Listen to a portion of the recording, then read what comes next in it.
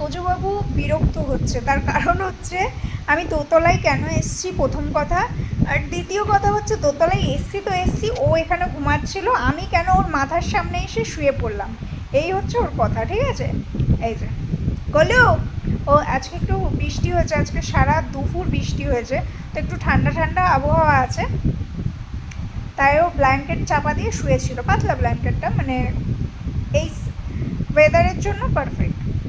এখানে বড় ফ্যানও চলছে। গলু এনে মাম্মা, ওর গা চুলকাচ্ছে, ইনফেকশনগুলো চুলকায় না, এখন শোকাচ্ছে যেহেতু, কালকে আবার ওকে নিয়ে যেতে হবে ডাক্তার কাকুর সাথে দেখা করতে।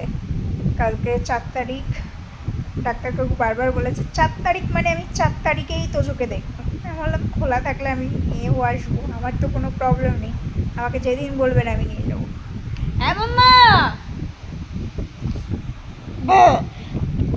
কীরকম মেয়ে এখানে শুয়েছিল, ঠিক আছে, ও ওখানে চলে গেল জাস্ট বিকজ আমি ওর বালিশে মাথা দিয়েছি, আর তার থেকে বড় কথা এটা ওদের রুম, তো এটা ওদের রুম, আমি তো উপরে দোতলাতে আসি না, খুব কম আসি, মা যদি কোনো কারণে আমাকে উপরে ডাকে তখন আসি, আর না হলে তোজোর ভিডিও, তোজো উপরে থাকে, আর আমি যদি তখন ফ্রি থাকি তোজোর ভিডিও করার জন্য একটু উপরে আসি, আদারওয়াইজ আমি উপরে আসি না।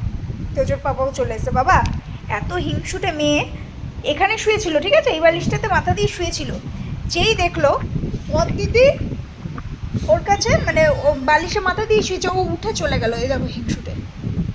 ওর পাপা রেডি করছে তোজোর জল টলগুলো। বাবা আমি কি কিছু মিস করে গেছি? হ্যাঁ নিচে গেলে মিস করতে না। বাবা জল ধরবে, জল ধরার পরে ঘটনা, ও খাবে নাকি জল,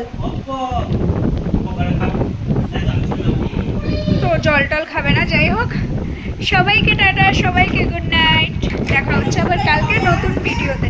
রাত 1টা 2টা বাজে, রাত 1টা 1:30টার সময় আমরা এইসব করে বেড়াচ্ছি। এই যে ওর মা